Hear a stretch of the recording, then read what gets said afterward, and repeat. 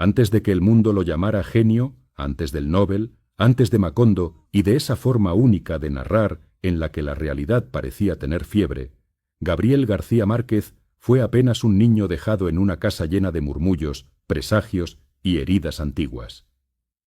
Y quizá todo empezó ahí, en esa primera separación que lo marcó sin que nadie lo supiera. Nació el 6 de marzo de 1927 en Aracataca, un pueblo del Caribe colombiano abrasado por el calor, por el polvo y por el eco todavía vivo de la bonanza bananera. Pero casi de inmediato la vida lo empujó hacia una escena que parecía escrita por él mismo mucho antes de aprender a escribir. Sus padres se trasladaron por motivos laborales y el niño quedó al cuidado de sus abuelos maternos, quienes terminarían marcando de forma decisiva sus primeros años. Lo que para otros habría sido una infancia incompleta, para él fue el laboratorio secreto de una imaginación que cambiaría la literatura para siempre. En aquella casa de Aracataca no se vivía como en una casa normal. Se respiraba como si cada habitación guardara una historia a medio decir.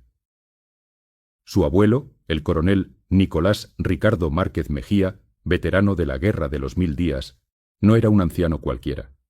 Era un hombre cargado de memoria política, de honor, de derrotas, de silencios densos. En sus relatos no había hadas ni reyes felices. Había muertos, injusticias, duelos, balas, gobiernos miserables y hombres que envejecían sin olvidar. A su lado, el pequeño Gabriel no solo aprendió a escuchar. Aprendió que la historia de un país podía entrar por la puerta de la cocina y sentarse a la mesa como un invitado incómodo. Años después, el mundo reconocería en el coronel de sus novelas la sombra inmensa de ese abuelo que le enseñó, sin proponérselo, que la dignidad también puede escribirse con derrota. Pero si el coronel le mostró el peso del mundo visible, su abuela, Tranquilina Iguarán, le abrió la puerta del invisible. Ella hablaba de apariciones, agüeros, muertos que regresaban, presentimientos y señales con una naturalidad tan absoluta, que el niño terminó por aceptar que lo extraordinario no necesitaba anunciarse con trompetas. Lo sobrenatural, en esa casa, no rompía la realidad, convivía con ella.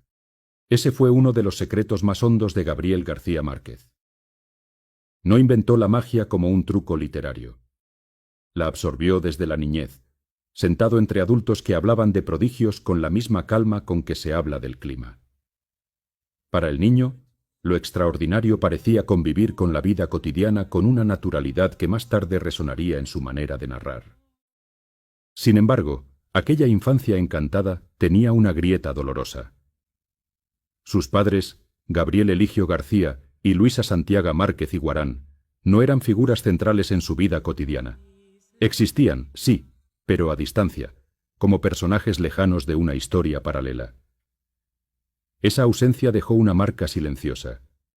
El niño creció entre el amor feroz de los abuelos y la sensación difusa de pertenecer a una familia partida.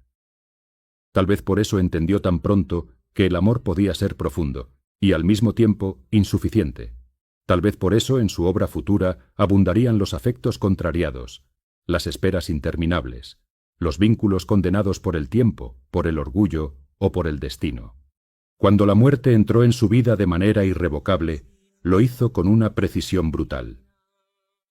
Su abuelo murió cuando Gabriel todavía era un niño, y con esa muerte no se fue solo el hombre que más había influido en él. Se quebró el mundo entero que sostenía su infancia. Después de aquello, la casa dejó de ser refugio y empezó a parecer ruina moral. El hechizo de Aracataca seguía allí, pero ya no tenía el mismo amparo. La muerte del coronel significó una pérdida profunda en su infancia y dejó una huella que muchos biógrafos consideran decisiva en su memoria emocional. Desde entonces, la nostalgia dejó de ser una emoción y se convirtió en una forma de mirar la vida. Tras ese golpe, el niño salió del universo casi mítico de sus abuelos y fue empujado a una realidad menos cálida, más áspera. Vivió en distintos lugares del Caribe colombiano y luego fue enviado a estudiar. El tránsito no fue sencillo. Aquel muchacho tímido, observador, más inclinado a la introspección que a la euforia, tuvo que aprender a sobrevivir lejos de la casa donde todo hablaba.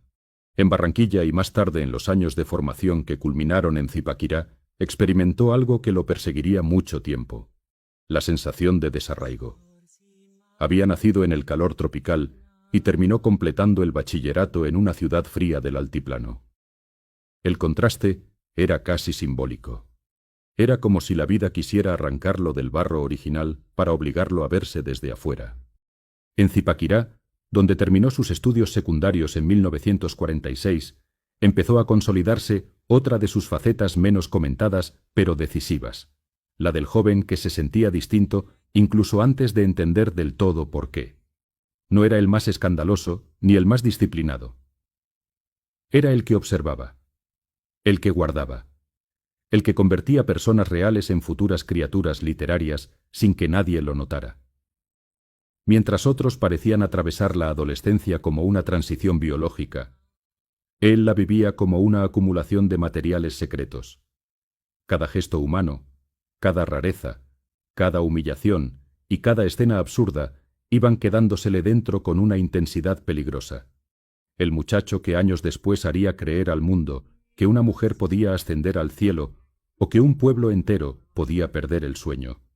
En realidad, estaba haciendo algo mucho más difícil: aprender a mirar sin pestañear la rareza de la vida común. Su familia esperaba de él una profesión respetable. La literatura, por supuesto, no parecía una ruta seria. Así que en 1947 inició estudios de Derecho en la Universidad Nacional de Colombia, en Bogotá. Aquella decisión tuvo algo de obediencia filial y mucho de malentendido. Gabriel García Márquez ya estaba siendo devorado por otra vocación, una más honda y menos razonable. Leía con hambre, escribía en secreto, frecuentaba cafés, descubría autores que le alteraban el pulso. Franz Kafka lo deslumbró de una manera casi física. Su lectura le reveló una posibilidad narrativa que lo impresionó profundamente: contar lo extraordinario con absoluta naturalidad. Fue una revelación. No la de un estudiante brillante que encuentra su carrera, sino la de un hombre que descubre por fin la forma exacta de su condena. Ese mismo año publicó su primer cuento en El Espectador. No era todavía el escritor monumental que el mundo conocería, pero algo irrepetible había comenzado. Aún así, la vida seguía empeñada en torcerle el camino. En 1948, el asesinato de Jorge Eliezer Gaitán desató el Bogotazo, y la ciudad se convirtió en un escenario de caos, fuego y conmoción. La universidad cerró. Su proyecto de abogado empezó a derrumbarse con el país alrededor. Y allí, entre la violencia histórica y la incertidumbre personal, se insinuó una verdad irreversible.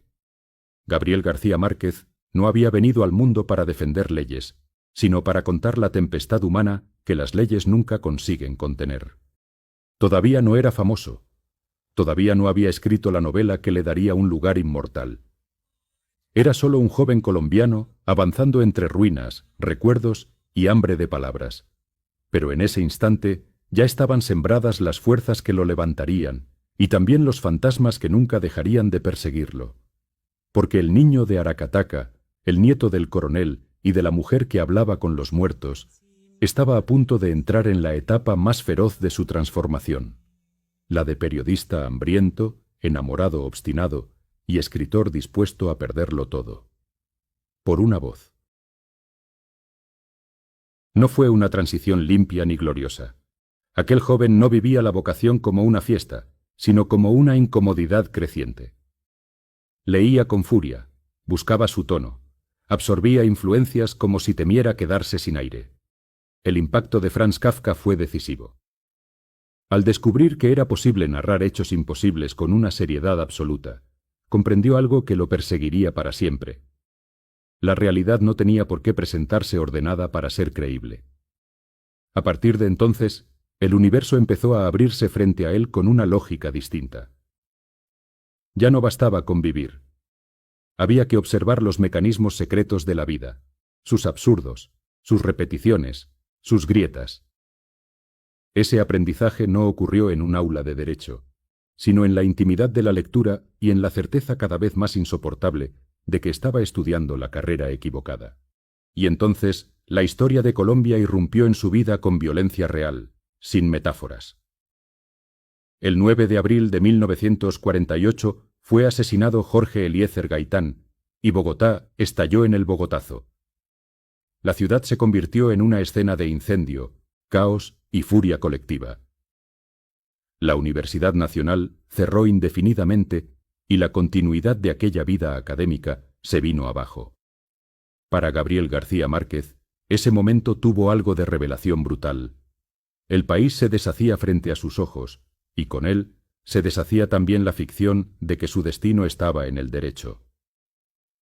Terminó trasladándose a Cartagena, donde siguió por un tiempo vinculado a estudios jurídicos, pero ya con la mirada puesta en otra parte. Allí empezó a trabajar como periodista en El Universal, y ese oficio, que primero pudo parecer una salida de emergencia, se convirtió en la fragua real de su voz. El periodismo lo disciplinó de una manera que la universidad jamás habría podido lograr. Le enseñó a escuchar rápido, a desconfiar de la retórica vacía, a encontrar el detalle exacto y a escribir aun cuando no hubiera tiempo ni dinero ni certezas. Entre 1948 y 1949 escribió para El Universal de Cartagena. No era todavía el autor consagrado ni el futuro Nobel. Era un joven con necesidades concretas, con una ambición todavía sin forma definitiva y con una obstinación que ya rozaba la terquedad. Allí comenzó a descubrir que el periodismo no solo servía para sobrevivir, sino también para entrenar la mirada narrativa. En los periódicos aprendió que toda persona oculta un secreto, que toda calle tiene una respiración propia, y que la realidad, si se observa con suficiente paciencia, puede volverse más extraña que cualquier invención. Poco después, se instaló en Barranquilla, ciudad decisiva en su formación. Allí trabajó en El Heraldo y publicó columnas bajo el seudónimo de Septimus entre 1950 y 1952. Pero lo verdaderamente transformador no fue solo el periódico, sino el círculo intelectual que lo rodeó. En Barranquilla entró en contacto con el llamado Grupo de Barranquilla, una constelación de periodistas, escritores y lectores voraces que discutían libros, estilos, estructuras narrativas y el destino de la literatura latinoamericana con una intensidad casi religiosa. En ese ambiente, García Márquez dejó de ser un muchacho con talento prometedor y comenzó a convertirse en un escritor consciente de su oficio. Allí conoció mejor las técnicas de narradores como William Faulkner y Virginia Woolf, y entendió que los pueblos, la memoria y el tiempo podían narrarse de forma fragmentada, envolvente y profundamente humana. Barranquilla no le dio fama, pero le dio herramientas. Y a veces eso vale más que cualquier aplauso.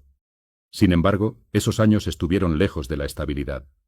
La juventud de García Márquez no fue la del artista bohemio romantizado por la posteridad, sino la de un hombre que vivía con estrecheces materiales y con una sensación continua de provisionalidad. Cambiaba de ciudad, sostenía trabajos de prensa, escribía cuentos que todavía no le daban renombre y seguía cargando por dentro el peso de Aracataca, de los abuelos, del Caribe y de esa nostalgia sin cura que luego se volvería materia literaria. En paralelo, empezaba a consolidarse una historia sentimental que iba a marcar toda su vida, la de Mercedes Barcha. La había conocido cuando ambos eran muy jóvenes, y aunque el tiempo y la distancia interfirieron, la relación sobrevivió como una promesa insólita, casi obstinada. Ella aún no ocupaba el centro visible de la escena, pero ya estaba allí, como una certeza silenciosa que lo acompañaría incluso en sus peores años. En medio de esa formación convulsa, también nacía su identidad pública como hombre de letras. Entre 1947 y 1955 escribió cuentos que más tarde serían reunidos en Ojos de perro azul, señal de que el trabajo narrativo avanzaba en paralelo a la urgencia periodística. El muchacho que había salido de Aracataca, con una infancia llena de espectros y presagios, empezaba a convertir esas visiones en una estética. Pero todavía no tenía la fórmula total. Aún estaba reuniendo piezas. La violencia política del país, el lenguaje seco del periodismo, la herida íntima del abandono, el humor caribe, la oralidad de su abuela, el sentido del honor heredado del coronel, la intuición de que América Latina vivía atrapada entre lo monstruoso y lo maravilloso. Todo eso crecía dentro de él sin orden aparente, como si su verdadera obra estuviera incubándose en secreto. Lo más inquietante de aquellos años es que, visto en retrospectiva, parecía avanzar a ciegas hacia su destino sin saber todavía el tamaño de lo que estaba construyendo. No era un ascenso lineal. Era una preparación hecha de golpes, lecturas, ciudades prestadas y páginas escritas casi contra la intemperie. Su juventud fue menos la de un estudiante brillante que la de un sobreviviente literario. Y mientras Colombia se internaba en décadas de violencia, él estaba aprendiendo a transformar el caos en lenguaje. El derecho empezó a quedar en segundo plano frente a una vocación literaria que crecía con rapidez. El periodista ya estaba naciendo. El novelista, aunque todavía oculto, respiraba cada vez más fuerte. Y muy pronto ese joven que había elegido las palabras por encima de la seguridad tendría que enfrentarse no solo al hambre y al amor, sino al poder, al exilio y a la primera gran prueba de su ambición creadora. Hubo un momento en la vida de Gabriel García Márquez en que dejó de ser solamente un joven con talento y se convirtió en un periodista cuyo trabajo comenzaba a resultar incómodo para las versiones oficiales. No porque llevara armas, no porque arengara multitudes, no porque se creyera un mártir, sino por algo mucho más temible. Había aprendido a narrar la verdad de forma irresistible. A mediados de los años 50, ya instalado en Bogotá y vinculado a El Espectador, su nombre empezaba a circular con respeto en las redacciones, pero todavía no pertenecía al panteón de los grandes escritores. Era, ante todo, un periodista afilado, veloz, con una intuición casi animal para detectar aquello que el discurso oficial intentaba esconder bajo la alfombra. En esa etapa, la literatura aún no lo había coronado, pero el periodismo ya lo estaba poniendo a prueba. Y fue precisamente allí, en el corazón del oficio, donde descubrió que una crónica bien escrita podía incomodar más que un panfleto. En 1954 trabajaba regularmente para El Espectador, y ese diario le dio algo más que un salario. Le dio tribuna, velocidad y un campo de batalla. Su estilo ya se distinguía del periodismo común, porque no se limitaba a informar. Hacía sentir. Convertía lo aparentemente episódico en destino, lo individual en síntoma, lo local en drama humano. En aquellos meses, el muchacho que había salido del Caribe con una infancia llena de supersticiones y voces familiares se estaba templando en la capital como un narrador del presente. Ya no solo cargaba la memoria de Aracataca, ahora entendía también el rostro contemporáneo del país, la violencia larvada, la impostura de los poderosos y la fragilidad de las versiones oficiales. Esa combinación sería explosiva, porque un escritor todavía puede ser ignorado. Un periodista que demuestra que el Estado miente resulta más difícil de tolerar. La explosión llegó en 1955, con la historia del marinero Luis Alejandro Velazco.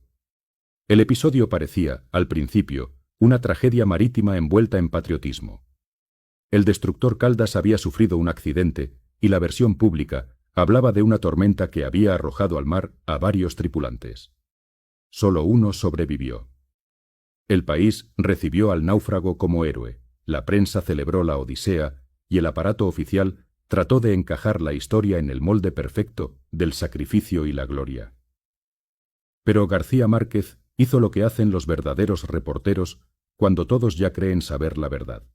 Se sentó a escuchar. Entrevistó a Velasco durante horas, con paciencia, y de ese diálogo surgió una revelación demoledora. La investigación sugería que la tragedia no se debía únicamente a una tormenta, sino también a problemas con la carga transportada en la cubierta. La tragedia tenía relación con mercancía mal estibada y contrabando en la cubierta. La serie de reportajes comenzó a publicarse en El Espectador el 5 de abril de 1955 y se volvió un acontecimiento nacional. Los lectores no encontraban allí la prosa plana de una nota informativa, sino una experiencia viva, casi física, del hambre, la sal, el miedo, la alucinación y el azar. García Márquez había conseguido algo rarísimo: unir rigor periodístico y pulso literario sin traicionar ninguno de los dos. Pero cuanto más brillante resultaba el relato, más incómoda se volvía la verdad que contenía. El héroe nacional ya no era solo un sobreviviente admirable, era también la prueba de que el poder había mentido. Y detrás de esa revelación estaba un reportero joven, terco, caribe, con el mal hábito de no dejar intactos los decorados del Estado. A partir de ahí, su vida empezó a desplazarse hacia una forma de exilio cada vez menos metafórica. Ese episodio no fue una anécdota aislada, fue una frontera moral. A partir de entonces, Gabriel García Márquez supo que escribir podía costar caro y que la verdad, cuando se formula con belleza y precisión, adquiere una potencia casi insoportable para quienes viven de manipularla. En 1955 publicó también La hojarasca, su primera novela, el libro en el que apareció por primera vez Macondo. Ese hecho, que más tarde parecería histórico y luminoso, en su momento convivía con una vida todavía inestable, con dificultades económicas y con una carrera literaria que no terminaba de despegar del todo. La paradoja era feroz. Mientras nacía el territorio mítico que inmortalizaría su nombre, el hombre real que lo había creado seguía moviéndose entre apuros, trabajos periodísticos y la sensación de que el mundo aún no comprendía lo que llevaba entre manos. Luego vino Europa. En 1954 fue enviado a Roma por su periódico, y desde entonces su vida transcurrió en buena parte fuera de Colombia, en una especie de expatriación que no siempre fue voluntaria.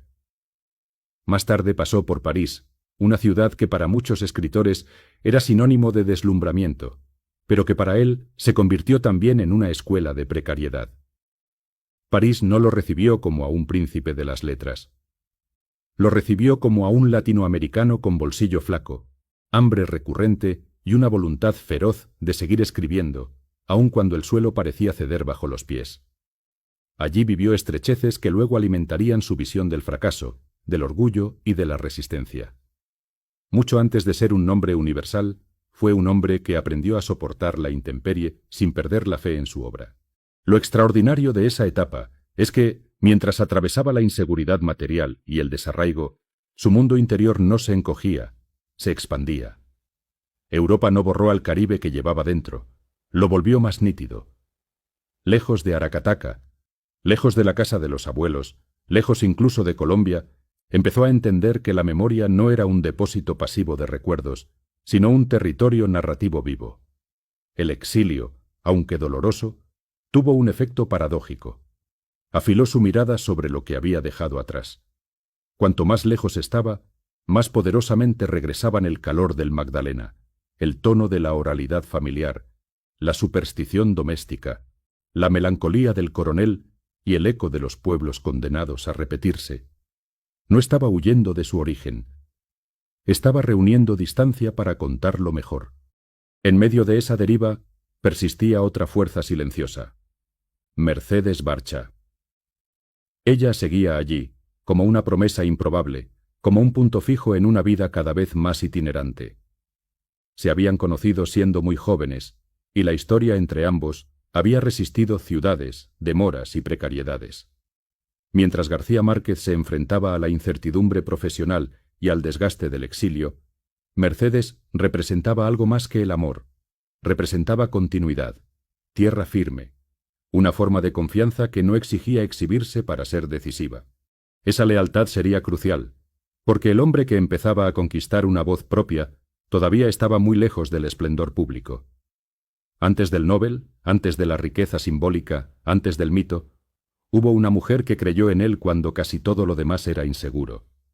Y ese detalle, lejos de ser accesorio, fue una de las columnas secretas de su destino. Así terminó de forjarse el Gabriel García Márquez de la primera madurez.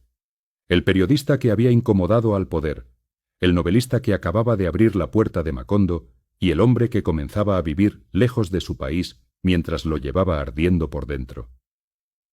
Ya no era solo el muchacho que observaba, ya no era solo el aprendiz que absorbía lecturas y oficios.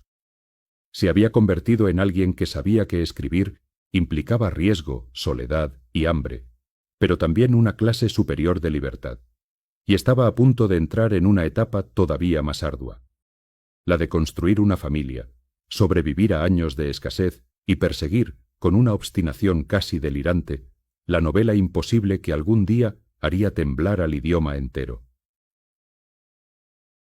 Mucho antes de que el mundo lo alabara como un gigante de la literatura, Gabriel García Márquez fue un hombre acosado por las deudas, por la incertidumbre y por una pregunta brutal que lo perseguía en silencio.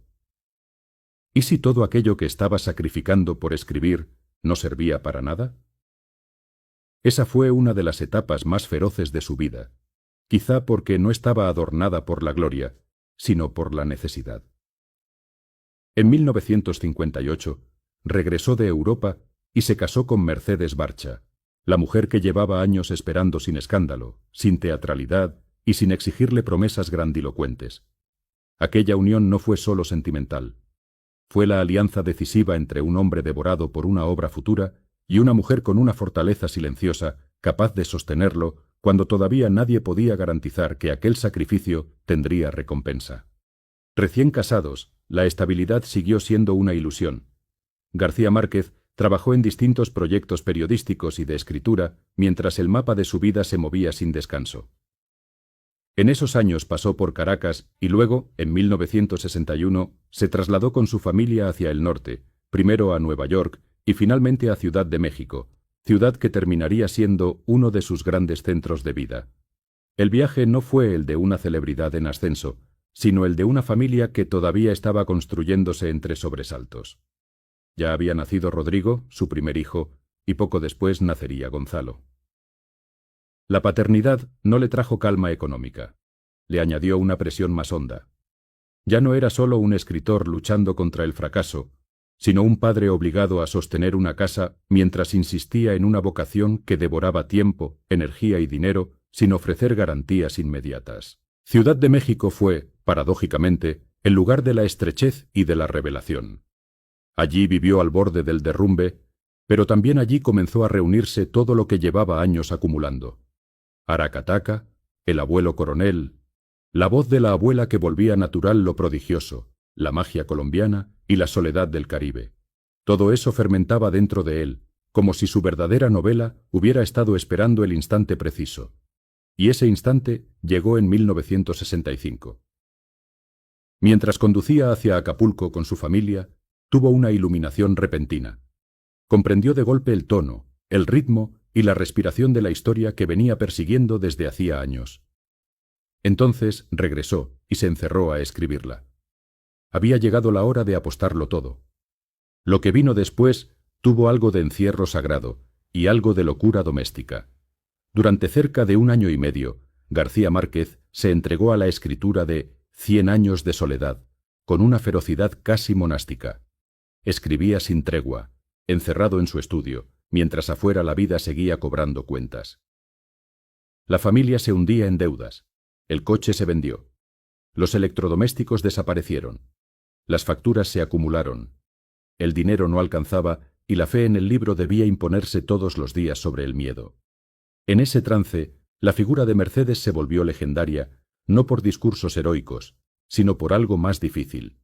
Sostuvo la casa, administró la escasez, hizo frente a acreedores y protegió el espacio mental en el que su marido estaba intentando levantar un universo entero. Muchos años después, la gloria de García Márquez parecería inseparable de su genio. Pero en aquel momento dependía también de una mujer que eligió creer cuando creer era económicamente insensato. 100 años de soledad no nació como un ejercicio elegante de estilo. Nació como una apuesta desesperada. García Márquez no estaba escribiendo simplemente una novela. Estaba tratando de ordenar todo un continente emocional, histórico y mítico dentro de una estructura que no se desplomara. Quería que el lector sintiera que aquello era desmesurado y al mismo tiempo inevitable. Quería que lo fantástico entrara en escena con la tranquilidad con que su abuela hablaba de los muertos. Quería que el destino de los Buendía sonara a tragedia familiar, a epopeya americana y a chisme de pueblo contado bajo el calor de la tarde. Quería, en el fondo, atrapar el secreto de América Latina, ese territorio donde la violencia política y el delirio cotidiano, la historia y la superstición, la ternura y la barbarie, pueden coexistir sin pedir permiso. Y mientras escribía, quizá ni siquiera él sabía con certeza si lo estaba logrando. La escena final de esa lucha parece inventada por uno de sus propios cuentos, pero forma parte del mito real de su vida. Cuando terminó el manuscrito y quiso enviarlo a la editorial sudamericana en Buenos Aires, el dinero no alcanzó para mandar el paquete completo. Según la anécdota más repetida, él y Mercedes tuvieron que dividir el envío y empeñar o vender lo que quedaba de electrodomésticos para poder despacharlo. Habían arriesgado ya demasiado como para detenerse en la orilla. Aquella imagen, la de un matrimonio exhausto tratando de enviar una novela porque no tiene recursos suficientes ni siquiera para el correo, resume mejor que cualquier homenaje el verdadero precio de la creación. Antes del reconocimiento internacional hubo esa escena pequeña y devastadora, un genio todavía sin consagración y una familia al borde del abismo apostándolo todo a unas páginas mecanografiadas. Entonces ocurrió el estallido. 100 años de soledad fue publicada en 1967 y su impacto fue inmediato. La novela no avanzó lentamente hacia el prestigio. Irrumpió como un fenómeno literario que parecía haber estado esperando su hora durante siglos. Los lectores la recibieron con una mezcla de asombro, entusiasmo y reconocimiento íntimo. Críticos, escritores y editores entendieron con rapidez que no estaban ante una obra más del llamado boom latinoamericano, sino ante una de sus cumbres absolutas. Macondo dejó de ser únicamente el territorio imaginario de un autor colombiano y pasó a convertirse en una geografía universal. El hombre que había pasado años peleando contra la precariedad entró de pronto en una dimensión nueva, la de la fama continental, la traducción, la consagración crítica y el peso, a veces insoportable, de haber escrito un libro que parecía más grande que su propio autor. Pero la victoria no fue limpia ni liviana. Ese éxito gigantesco también tuvo algo de amenaza. Después de escribir una novela capaz de alterar el idioma y el imaginario de millones de lectores, ¿qué podía venir? ¿Cómo se sigue viviendo después de haber rozado una forma de inmortalidad en plena madurez? García Márquez había ganado la apuesta que parecía imposible, sí, pero el triunfo traía una nueva clase de soledad, la del hombre que ya no podía volver a ser promesa, porque se había convertido en mito en vida. Y justo cuando el mundo empezaba a pronunciar su nombre con reverencia, él tendría que enfrentarse a una prueba todavía más compleja que la pobreza: sobrevivir a su propia grandeza. Después de 1967, Gabriel García Márquez dejó de pertenecer solo a su familia, a sus amigos o a los lectores de lengua española. De pronto, empezó a pertenecer al mundo. 100 años de soledad no fue un éxito normal, ni siquiera un gran éxito literario, de esos que llenan reseñas y discusiones académicas. Fue una irrupción, una conmoción, un libro que cayó sobre el idioma como una tormenta cálida y desordenó para siempre la idea de lo que una novela latinoamericana podía hacer. Macondo ya no era únicamente un pueblo inventado, era una patria imaginaria compartida por millones de lectores. Y en el centro de esa explosión se encontraba un hombre de origen caribe, con memoria de abuelo coronel y abuela visionaria, tratando de entender cómo seguir viviendo después de haber escrito una obra que parecía más grande que él mismo. El éxito lo elevó, sí, pero también lo condenó a una batalla nueva, la de no quedar sepultado bajo la sombra de su propio milagro. La fama internacional trajo traducciones, homenajes, viajes, entrevistas y una autoridad cultural que pocos escritores de su tiempo alcanzaron. Pero también trajo una forma más sofisticada de soledad. Ya no era el hombre pobre que escribía contra la escasez en Ciudad de México. Ahora era el autor al que todos querían escuchar, interpretar, clasificar y hasta domesticar. Los lectores esperaban otro prodigio. Los críticos querían saber si podía repetir la hazaña. Y él, que siempre había sido desconfiado de las solemnidades, entendió muy pronto que el reconocimiento masivo podía ser una prisión elegante. No bastaba con haber triunfado. Había que sobrevivir al triunfo sin convertirse en una caricatura de sí mismo. Esa es una de las tragedias menos visibles de los grandes artistas. Cuando alcanzan la cima, ya no luchan solo contra el fracaso, sino contra la expectativa universal. Lejos de paralizarse, García Márquez decidió avanzar por un camino aún más arriesgado. En vez de repetir la fórmula que lo había consagrado, se internó en otra zona de su imaginación y publicó El otoño del patriarca en 1975, una novela densa, torrencial, obsesiva, dedicada a la figura del dictador latinoamericano. No era una obra complaciente. No buscaba seducir con la claridad expansiva de 100 años de soledad, sino hundir al lector en una atmósfera de poder podrido, tiempo circular y soledad absoluta. Era, en cierto modo, la demostración de que García Márquez no pensaba limitarse a ser el autor del realismo mágico entendido como marca exótica. Quería seguir interrogando el poder, la historia y la deformación moral del continente. El patriarca de esa novela no era un hombre preciso, sino la condensación monstruosa de muchas tiranías latinoamericanas. Y con ese libro, Gabo dejó claro que la imaginación también podía convertirse en una forma de acusación política. Ese costado político de su vida se volvió cada vez más visible. Su cercanía con causas de izquierda, su crítica a las dictaduras militares y, sobre todo, su amistad con Fidel Castro lo convirtieron en una figura admirada por muchos y cuestionada por otros. García Márquez nunca fue un escritor encerrado en una torre de marfil. Le interesaba el poder real, el destino de América Latina, el papel del imperialismo, la violencia del continente y la posibilidad, siempre conflictiva, de una justicia histórica. Esa implicación política le dio influencia, acceso y peso simbólico, pero también lo expuso a controversias persistentes.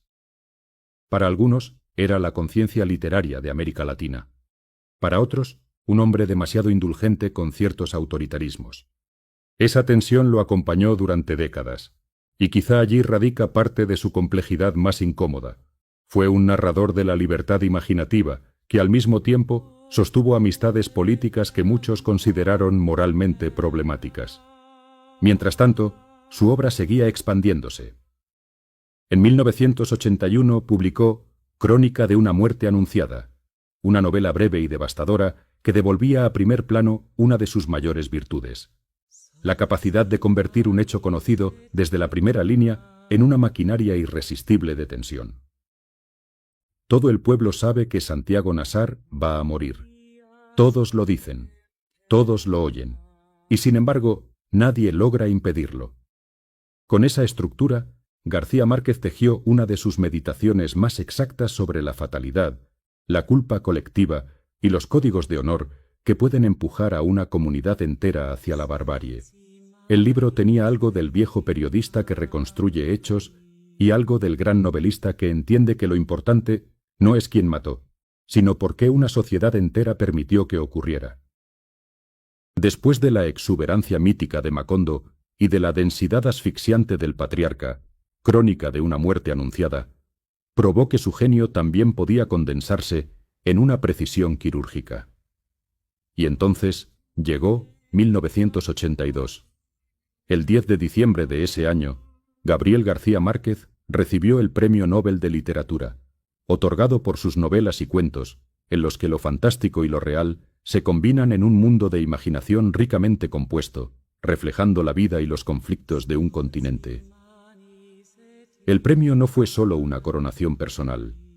Fue también el reconocimiento de una tradición entera, de una lengua, de una región y de una experiencia histórica que durante mucho tiempo había sido observada desde los centros del poder cultural con una mezcla de exotismo y condescendencia.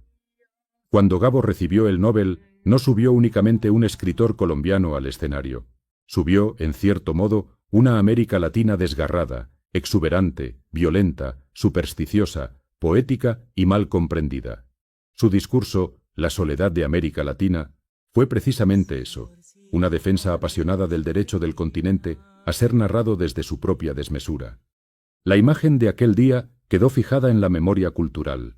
García Márquez con liqui liqui blanco, rompiendo la formalidad europea del frac y llevando al corazón del ceremonial sueco una estética vinculada al Caribe y al mundo latinoamericano. No era un gesto menor, era una declaración. Gabo entendía que los símbolos importan y que incluso en el espacio más solemne era posible entrar sin rendirse del todo a las reglas del centro. Pero detrás del brillo de la ceremonia había también una carga íntima. El niño de Aracataca, el nieto del coronel, el muchacho que abandonó el derecho, el periodista hambriento de París, el hombre que escribió endeudado mientras Mercedes sostenía la casa, había llegado al punto más alto del reconocimiento literario mundial. Y sin embargo, la consagración no borraba las sombras del camino, solo las volvía más visibles. Porque el Nobel, aunque inmenso, no resolvía la pregunta central de su vida. ¿Qué hacer después de haber sido convertido en emblema? ¿Cómo seguir escribiendo cuando el mundo ya te mira como monumento? García Márquez había vencido a la pobreza, a la invisibilidad y a la duda ajena. Ahora debía enfrentarse a algo todavía más difícil, la petrificación del mito. Y en esa nueva etapa, entre gloria, poder simbólico y controversias, empezaría a revelar otro rostro suyo, quizá el más humano de todos, el de un hombre célebre que seguía temiendo la fragilidad, el desgaste del cuerpo y el precio íntimo de haber entregado su vida a la inmortalidad de las palabras. Ganar el Nobel no convirtió a Gabriel García Márquez en un hombre tranquilo. Lo volvió todavía más visible, más solicitado, más discutido y, en cierto sentido, más vulnerable. A partir de 1982, su nombre dejó de circular solo en el territorio de la admiración literaria y empezó a gravitar también en el espacio del símbolo. Ya no era únicamente el novelista que había escrito 100 años de soledad. Era una voz continental, una autoridad cultural, un emblema de América Latina y un hombre al que todos querían leer, invitar, interpretar o usar. Pero detrás de esa consagración monumental seguía existiendo el mismo ser humano obsesivo, supersticioso, disciplinado y profundamente consciente de que la gloria no detiene el desgaste del cuerpo ni el paso del tiempo. El Nobel lo elevó a la cumbre, sí, pero también lo empujó a una etapa en la que tendría que demostrar que no había sido un milagro aislado, sino una fuerza creadora capaz de seguir ardiendo después del relámpago. Y lo hizo.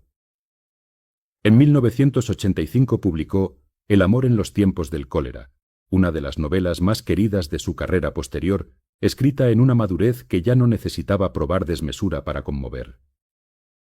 Allí, García Márquez exploró el amor, la espera, la vejez y el deseo con una ternura distinta a la fiebre épica de Macondo. Sí, 100 años de soledad había sido el estallido de un universo. El amor en los tiempos del cólera fue la prueba de que también podía narrar la persistencia íntima del sentimiento humano, esa obstinación sentimental que sobrevive al ridículo, al tiempo y a la ruina del cuerpo. El libro confirmó que no estaba condenado a repetirse, y que detrás del constructor de mitos seguía vivo el observador exquisito de las emociones más frágiles. Fue, además, un éxito amplio y durable, una señal de que su relación con los lectores no dependía de una sola cima, sino de una obra entera en expansión. En 1986 publicó La aventura de Miguel Litín, clandestino en Chile, y en 1989 apareció El general en su laberinto, novela centrada en los últimos días de Simón Bolívar. Ese libro fue especialmente revelador porque allí, más que glorificar al héroe independentista, lo mostró en su decadencia, enfermo, derrotado, cercado por la desilusión y por el fracaso parcial de su sueño continental. No era una elección casual. A García Márquez siempre le atrajo el instante en que la grandeza se encuentra con la fragilidad. Tal vez porque intuía que allí, en ese cruce entre gloria y deterioro, se revela la verdad más incómoda de los seres humanos. Bolívar, bajo su pluma, no fue una estatua sino un cuerpo cansado perseguido por una idea inmensa que ya se le escapaba de las manos. Y quizá, en el fondo, el propio Gabo estaba mirando de reojo su futuro, el de todo hombre célebre que un día deberá convivir con su desgaste. En 1992 publicó 12 cuentos peregrinos, una colección trabajada durante años, y en 1994 Del amor y otros demonios, otra prueba de que su imaginación seguía siendo capaz de reinventarse dentro de una voz ya inconfundible. No escribía por inercia. Seguía regresando a sus viejos territorios esenciales. El amor trastornado por el tiempo, la superstición, la enfermedad, la religión, el deseo y la forma en que América Latina mezcla lo sagrado con lo carnal, lo político con lo íntimo, lo histórico con lo delirante. Cada nuevo libro reactivaba la pregunta de cómo un autor tan asociado a una obra total podía seguir encontrando zonas inéditas de intensidad. La respuesta parecía estar en que García Márquez nunca escribió desde la moda del momento, sino desde una reserva profunda de memoria, oído narrativo y visión del mundo. Su verdadera materia prima no era el exotismo que algunos críticos extranjeros querían ver, sino la condición humana cuando atraviesa los climas morales y sensoriales de nuestro continente. Sin embargo, en esos mismos años también se hizo más visible otra dimensión central de su vida, la del periodista que nunca dejó de pensar en el oficio con fervor casi moral.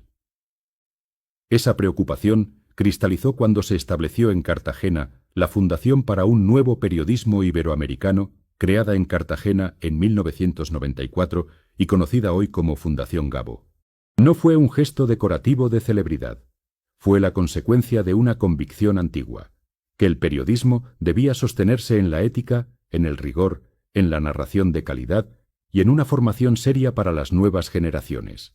García Márquez, que había aprendido el oficio entre urgencias, redacciones y riesgos reales, entendía que contar bien la realidad no era un lujo estilístico, sino una responsabilidad democrática. Crear esa fundación fue, en cierto modo, devolverle al periodismo una parte de lo que el periodismo le había dado a él. También fue una manera de dejar legado mientras todavía estaba vivo, no como monumento inmóvil, sino como maestro de taller, como hombre de conversación, como alguien dispuesto a compartir método y exigencia con reporteros de toda Iberoamérica. Esa vocación de maestro convive con una de las ironías más punzantes de su biografía. Mientras el mundo lo veía como un escritor casi sobrenatural, él seguía pensando el trabajo narrativo de manera concreta, artesanal y terrenal. Le interesaban la estructura, el ritmo, la precisión, la entrevista, el montaje de escenas, la edición. Detrás del mito del mago había un obrero implacable de la palabra. Quizá por eso le irritaba, aunque a veces lo tolerara en público, la reducción de su obra a una etiqueta cómoda. García Márquez no surgió de una nube tropical. Surgió de años de lectura feroz, de fracaso, de periodismo callejero, de disciplina y de una atención salvaje al comportamiento humano. Esa mezcla, y no una neblina exótica, explica su permanencia. Y justamente por eso, al entrar en la vejez, no lo asustaba tanto perder prestigio como perder la lucidez necesaria para seguir trabajando con el mismo control sobre su instrumento. A mediados de los 90, García Márquez era ya una figura total. Novelista universal, periodista reverenciado, actor cultural influyente y referente político incómodo. Había vencido la pobreza, había conquistado la lengua y había fundado una institución destinada a proteger el oficio que lo formó. Pero el tiempo, que no perdona ni a los mitos, empezaba a acercarse con otra clase de amenaza. No sería una crisis literaria lo que pondría a prueba su resistencia más íntima, sino algo mucho más antiguo y más brutal. La enfermedad, el miedo a la muerte y la posibilidad insoportable de que la memoria, ese tesoro del que había construido mundos enteros, empezara algún día a fallarle. Allí comenzaría una etapa todavía más conmovedora, porque el hombre que hizo hablar a los fantasmas tendría que enfrentarse por fin a su propio cuerpo como territorio de incertidumbre. Cuando ya parecía que Gabriel García Márquez había vencido todas las pruebas posibles, la vida le preparó una amenaza distinta, más íntima y más cruel que la pobreza, la censura o la presión de la fama. En 1999 le diagnosticaron cáncer linfático. La noticia cayó sobre su existencia como una sentencia silenciosa, una de esas que no estallan en público pero alteran por dentro cada gesto, cada rutina y cada pensamiento. Para un hombre que había construido mundos enteros con la memoria, con la observación y con la persistencia de las voces del pasado, la enfermedad también tuvo un impacto profundo en su vida personal y en su relación con la escritura. Era un recordatorio brutal de que el cuerpo también escribe su propio destino, y de que incluso el autor que había desafiado al tiempo con su obra seguía siendo mortal. A partir de entonces, su relación con la escritura adquirió otra temperatura, menos triunfal, más urgente, más atravesada por la conciencia de la fragilidad. Lejos de rendirse, García Márquez reaccionó como reaccionan algunos hombres que intuyen el borde del abismo, regresando a la raíz. Si durante décadas había narrado pueblos imaginarios, patriarcas corroídos, amantes que sobrevivían al tiempo y comunidades enteras atrapadas por la fatalidad, ahora necesitaba volver a sí mismo. No al Gabo convertido en monumento internacional, sino al niño de Aracataca, al nieto del coronel y de Tranquilina, al muchacho que empezó a oír el mundo como una acumulación de historias. Fue entonces cuando la memoria dejó de ser solo una herramienta literaria y se convirtió en refugio, resistencia y deber íntimo. Escribir ya no era únicamente una vocación artística, era también una forma de afirmarse frente a la amenaza de la desaparición. Ese impulso cristalizó en Vivir para contarla, publicado el 8 de octubre de 2002 en Ciudad de México. El libro, largamente gestado, no abarcaba toda su vida, sino únicamente el arco que iba desde su nacimiento hasta 1955, cuando salió de Colombia rumbo a Europa como corresponsal de El Espectador. Y esa elección no fue casual. García Márquez entendía que allí, en ese primer tramo de existencia, estaba la cantera secreta de casi toda su obra. En vez de apresurarse a resumir la vida del Nobel, prefirió internarse con calma en el territorio donde había nacido el escritor. Era como si supiera que, antes de rendir cuentas ante la posteridad, tenía que volver a visitar la zona exacta donde comenzó el hechizo. Vivir para contarla no fue una simple autobiografía cronológica. Fue una reescritura de la propia memoria con el mismo pulso narrativo con que había tratado a sus personajes. Eso hizo del libro algo especialmente conmovedor. El lector no encontraba allí a un anciano célebre enumerando medallas, sino a un hombre que volvía a recorrer sus primeros años como si quisiera rescatar del olvido la textura exacta de lo vivido. El pasado aparecía no como archivo muerto, sino como materia todavía palpitante. Y en ese gesto había algo profundamente trágico y hermoso. Porque mientras escribía sobre el origen de su voz, ya se cernía sobre él el temor de que la memoria, esa gran aliada de toda su existencia, pudiera algún día volverse inestable. Quien había pasado la vida ordenando recuerdos en forma de literatura, comenzaba a escribir también para defenderse del borramiento. La enfermedad, por supuesto, no lo transformó en un santo dócil ni en una figura sentimental. García Márquez siguió siendo el hombre reservado, de humor afilado, supersticioso, controlador de su intimidad y cuidadoso con la exposición pública. Pero el diagnóstico abrió una etapa de reflexión más visible sobre el tiempo, el deterioro y el valor concreto de seguir trabajando. Había llegado al punto en que muchos autores se limitan a administrar el prestigio, a repetir fórmulas o a vivir del resplandor acumulado. Él, en cambio, insistió en seguir publicando. En 2004 apareció Memoria de mis putas tristes, su última novela publicada en vida, una obra polémica, incómoda y atravesada por temas que siempre le obsesionaron: la vejez, el deseo, la soledad y la posibilidad tardía, incluso absurda, de que el amor irrumpa cuando el cuerpo ya ha empezado a rendirse. El hecho mismo de que eligiera cerrar su trayectoria novelística con una historia tan perturbadora revela hasta qué punto seguía interesado en incomodar, no en embalsamarse en el prestigio. Esa novela también puede leerse como una señal de la etapa que atravesaba. Ya no era el narrador de la expansión mítica de una genealogía infinita, sino un escritor enfrentado de modo más frontal al envejecimiento, a los impulsos contradictorios del deseo y a la desolación de los últimos años.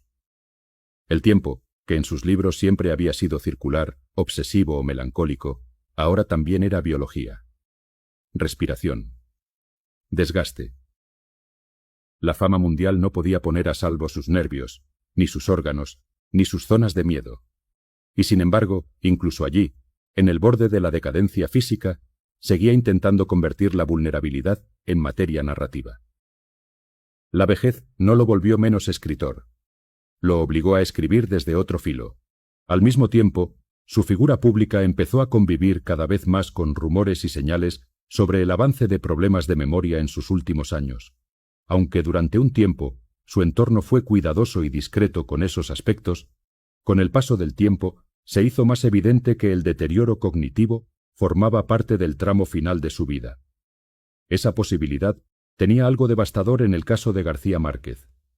No solo porque la memoria sea esencial para cualquier ser humano, sino porque en él había sido casi una patria interior. Resulta difícil imaginar ironía más cruel que esta.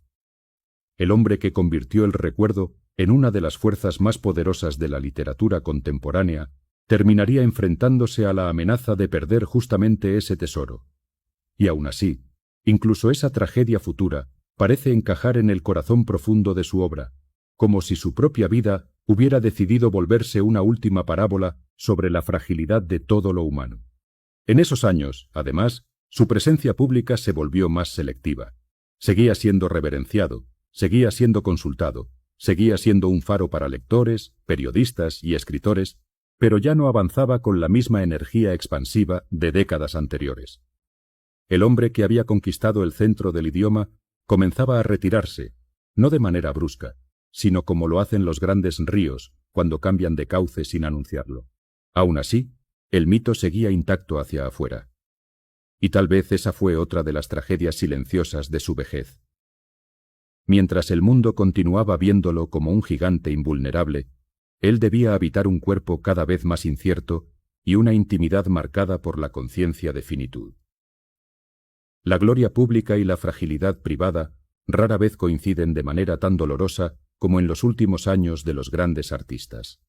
Lo que vino después sería todavía más conmovedor, porque una cosa es escribir contra el olvido, y otra muy distinta es acercarse al final sabiendo que la memoria comienza a deshilacharse, que la enfermedad regresa, que el cuerpo pierde autoridad y que incluso el nombre propio empieza a pertenecer más a la historia que al presente. Gabriel García Márquez ya había conquistado la inmortalidad literaria. Sí, pero ahora tendría que afrontar la experiencia más antigua y más humana de todas, la despedida lenta. Y en ese tramo final, entre homenajes, silencios y deterioro, el autor de Macondo se enfrentaría a la paradoja más dura de su destino: haber creado un mundo imposible de olvidar mientras él mismo avanzaba, poco a poco, hacia la sombra. Los últimos años de Gabriel García Márquez tuvieron una crueldad silenciosa que parece escrita por el lado más oscuro de su propia obra. No fue una caída escandalosa ni un final de estruendo, sino una retirada lenta, íntima, casi ritual, en la que el cuerpo y la memoria comenzaron a reclamar lo que la gloria nunca puede comprar: el derecho del tiempo a cobrar su deuda. El mundo seguía viéndolo como a un gigante. Sus libros seguían vivos, sus frases circulaban como proverbios de un continente entero, y su nombre ya pertenecía a la historia de la literatura universal. Pero dentro de la casa, en la vida real, el hombre que había levantado Macondo con palabras empezaba a recorrer un territorio mucho más frágil. La leyenda permanecía de pie hacia afuera. La persona, en cambio, avanzaba hacia la sombra. Y pocas tragedias resultan tan hondas como esa distancia entre el mito que todos celebran y el ser humano que, en silencio, comienza a despedirse. Con el paso de los años, se volvieron cada vez más persistentes los testimonios cercanos que señalaban dificultades de memoria en su etapa final. Su familia fue reservada, prudente, protectora. No convirtió su fragilidad en espectáculo. Pero el mundo literario entendía, aunque a veces prefiriera no decirlo demasiado alto, que algo profundamente doloroso estaba ocurriendo. En el caso de otro escritor, la pérdida de memoria ya sería devastadora. En el caso de García Márquez, tenía además una dimensión simbólica casi insoportable. Él no había sido solo un narrador talentoso. Había sido uno de los grandes arquitectos de la memoria moderna en lengua española. Sus novelas estaban hechas de recuerdos heredados, de repeticiones familiares, de voces que regresaban, de pueblos enteros condenados a no comprender su propio pasado. Que precisamente él, tan ligado a esa fuerza, enfrentara el desgaste de la memoria en sus años finales, parecía una ironía implacable del destino. Reuters informó en 2024 que sus hijos reconocieron el declive de su memoria en la última etapa de su vida. Aún así, incluso en esa retirada, siguió siendo Gabo para los suyos y para millones de lectores. No dejó de ser una figura amada. Su presencia pública se hizo más rara y más breve, pero cada aparición adquiría el peso de un símbolo. Ya no era el hombre expansivo de las décadas de viajes, discursos y conversaciones infinitas, sino una presencia más quieta, más protegida, casi custodiada por el cariño de quienes entendían que el final se acercaba de otra manera. En marzo de 2014, cuando cumplió 87 años, recibió muestras públicas de afecto frente a su casa en Ciudad de México. Según Associated Press, no habló durante esa aparición. El detalle es pequeño, pero conmueve. Uno de los grandes encantadores de la palabra permanecía en silencio ante el homenaje de la gente. A veces una escena mínima dice más que todos los obituarios del mundo. Poco después, la salud se quebró de manera visible. A comienzos de abril de 2014 fue hospitalizado en Ciudad de México por infecciones respiratorias y del tracto urinario. Durante unos días hubo inquietud internacional, rumores, partes médicos, esperanza cautelosa.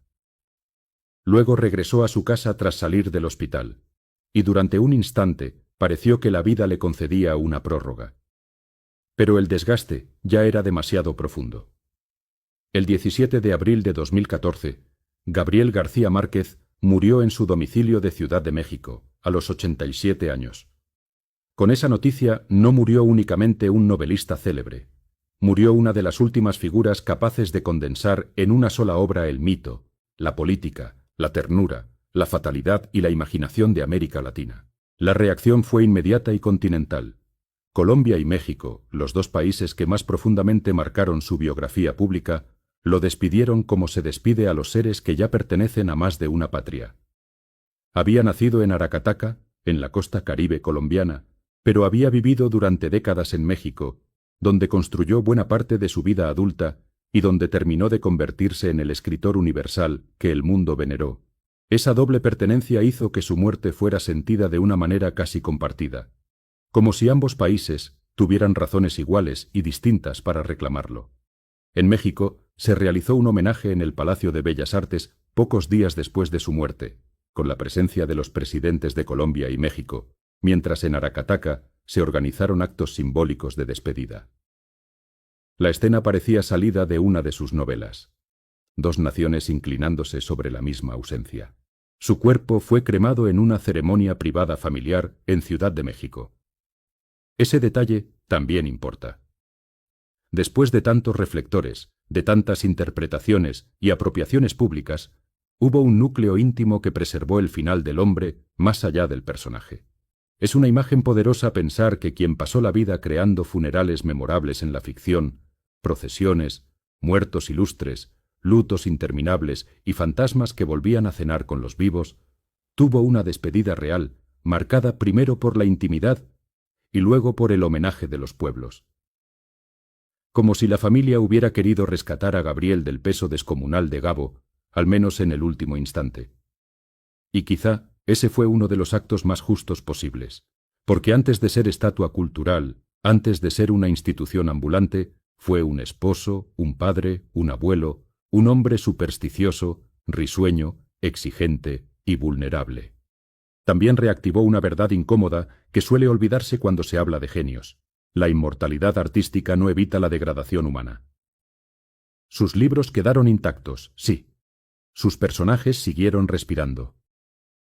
Úrsula Iguarán continuó caminando entre generaciones. El coronel siguió esperando cartas que no llegaban. Florentino Ariza siguió flotando sobre el río de la espera amorosa. Pero el hombre de carne y hueso tuvo que atravesar lo mismo que atraviesan millones. Enfermedad, cansancio, pérdida, silencios, despedidas. Esa tensión entre la permanencia de la obra y la fragilidad del autor es una de las lecciones más conmovedoras de su final. Nos recuerda que incluso quienes parecen haber vencido al tiempo con la literatura siguen siendo en el fondo criaturas temporales. Y quizá precisamente por eso sus libros nos duelen y nos acompañan tanto.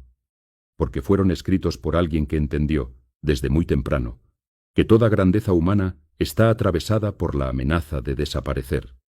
Sin embargo, su muerte no clausuró su presencia.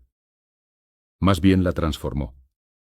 Desde el 17 de abril de 2014, Gabriel García Márquez dejó de pertenecer al presente inmediato para ingresar por completo en esa zona rara donde habitan los autores que ya no necesitan estar vivos para seguir interviniendo en la conversación del mundo.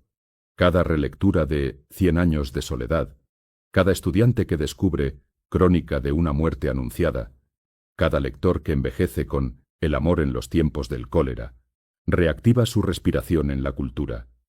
Y allí aparece la paradoja definitiva. El hombre, que en sus últimos años luchó contra el deterioro de la memoria, terminó convertido en uno de los recuerdos más persistentes de la literatura contemporánea. La muerte se llevó al cuerpo. No pudo llevarse la voz. Pero todavía queda una última parte de su historia, quizá la más extraña de todas: lo que ocurrió después de su muerte. Porque hay escritores que mueren y se convierten en recuerdo. Y hay otros, más raros, cuya ausencia sigue produciendo libros, debates, disputas morales y nuevas batallas por su legado. Gabriel García Márquez era de esos. Incluso después del entierro simbólico del continente, incluso después del duelo, su nombre no dejó de moverse. Y en esa vida póstuma, entre manuscritos rescatados, homenajes y discusiones sobre su herencia literaria, el autor de Macondo demostraría que ni siquiera la muerte podía cerrar del todo la puerta de su misterio. La mayoría de los hombres mueren una sola vez.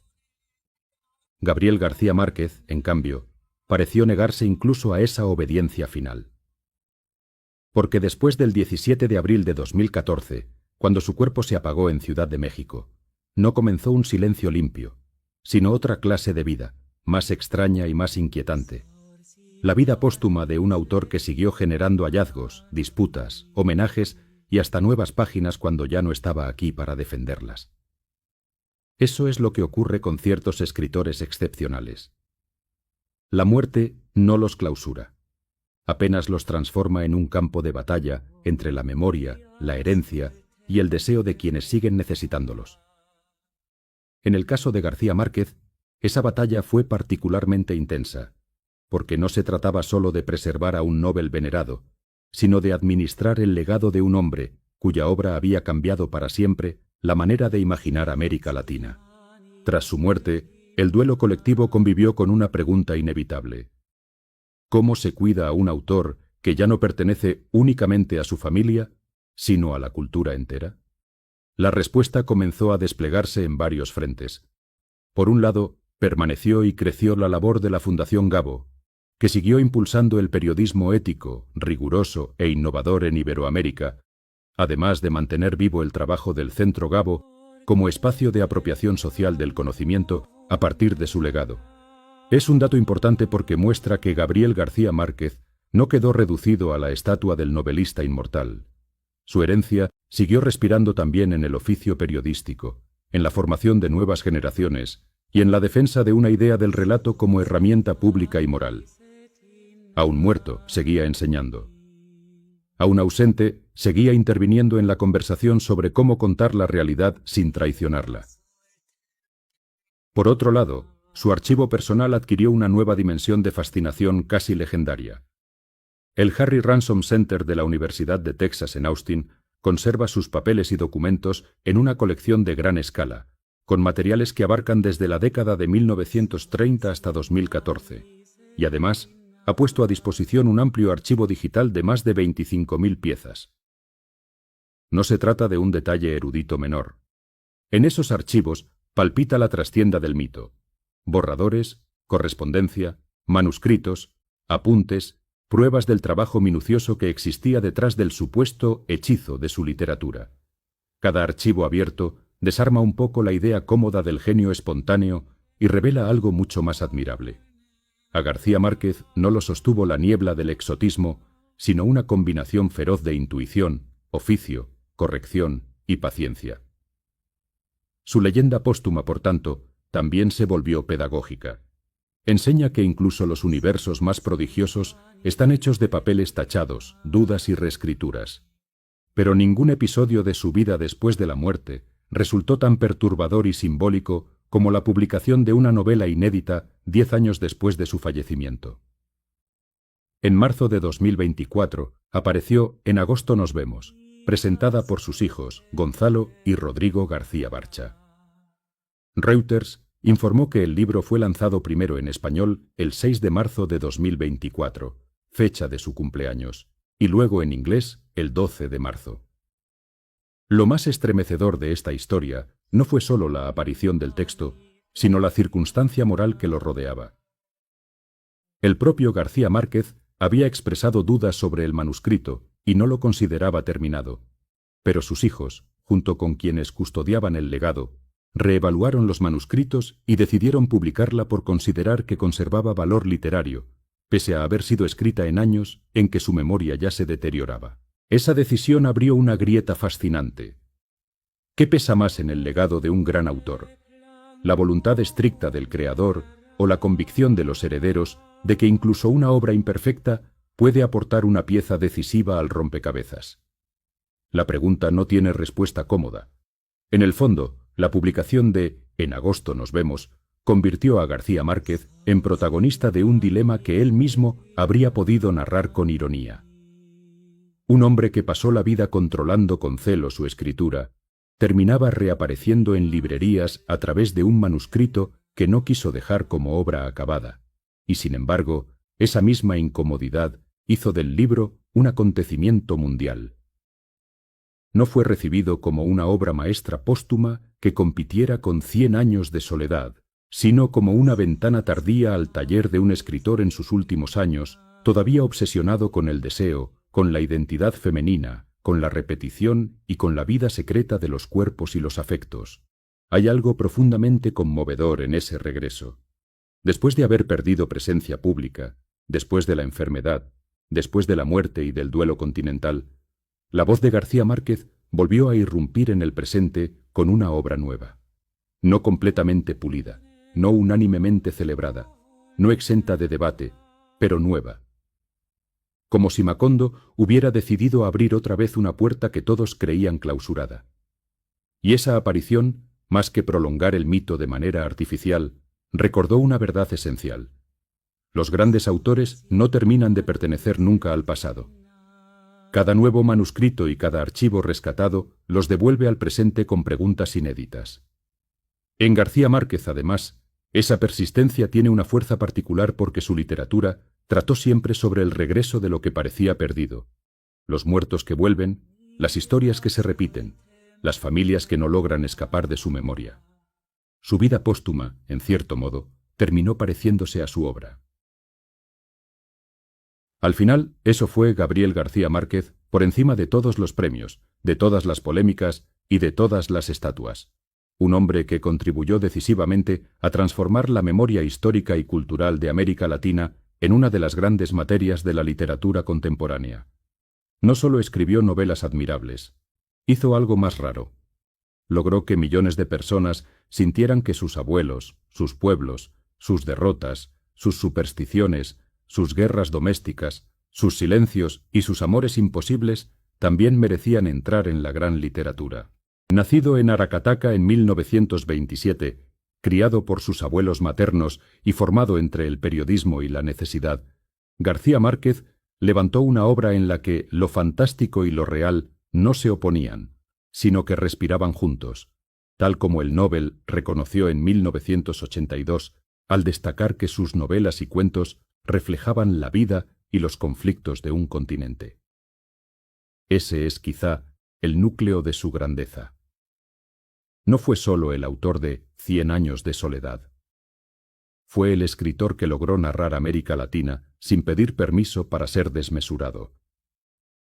Antes de él, demasiadas veces el continente había sido leído desde afuera como una anomalía pintoresca, una periferia condenada al atraso o una sucesión de estampas exóticas.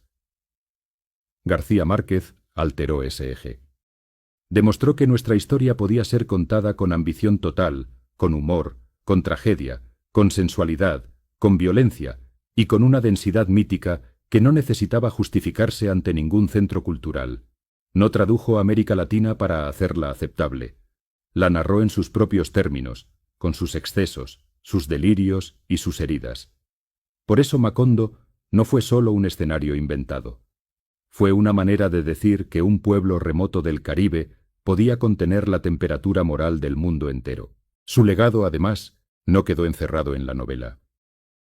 La Fundación Gabo, nacida de su vocación por el periodismo y hoy convertida en una institución de referencia para Iberoamérica, sigue promoviendo la ética, la creatividad y el rigor en el oficio de contar la realidad. Tras su muerte, la organización amplió y reorganizó su trabajo alrededor de la figura y el pensamiento de su fundador, mientras el Centro Gabo se consolidó como un espacio para mantener vivo su legado personal y profesional. Esa continuidad importa porque revela algo esencial. García Márquez no fue únicamente un autor de biblioteca, sino también un hombre que creyó que narrar bien la realidad podía mejorar la vida pública. Su herencia, por tanto, no es solo estética. También es moral y cívica. Sus libros parecen fluir con naturalidad, pero fueron levantados con disciplina, paciencia y una precisión casi física. El mito, visto desde el archivo, se vuelve todavía más admirable, porque deja de parecer un relámpago inexplicable y se revela como el resultado de una vida entera sometida al trabajo de la forma. Y sin embargo, quizá lo más conmovedor de su legado sea la manera en que su propia vida terminó pareciéndose a su literatura. Pasó la infancia escuchando que los muertos convivían con los vivos. Creció bajo la sombra de guerras viejas, amores contrariados y relatos familiares que parecían leyendas. Se hizo periodista para tocar la realidad con las manos. Se volvió novelista para demostrar que esa realidad ya era, en sí misma, alucinante. Más tarde padeció enfermedad, deterioro y la amenaza brutal del olvido. Por eso, cuando se piensa en Gabriel García Márquez, no basta con repetir que fue un Nobel, ni que escribió una obra maestra, ni que inventó un pueblo inolvidable. Todo eso es cierto, pero todavía insuficiente. Su verdadero triunfo fue otro. Consiguió que un continente reconociera su propio rostro en el espejo de la literatura. Les dio a los pueblos olvidados una dimensión épica. Les dio a las familias rotas una música. Les dio a los derrotados una dignidad narrativa. Les dio a los enamorados tardíos una esperanza absurda. Les dio a los muertos una segunda oportunidad en la memoria. Y quizá por eso sigue siendo tan difícil despedirlo del todo. Porque mientras haya alguien que abra una de sus páginas y sienta que allí late algo de su propia sangre, Gabriel García Márquez seguirá haciendo lo que hizo desde el principio, transformar la vida en relato y el relato en una forma de permanencia. No venció a la muerte en el cuerpo, la venció en la imaginación. Y muy pocos hombres pueden decir lo mismo.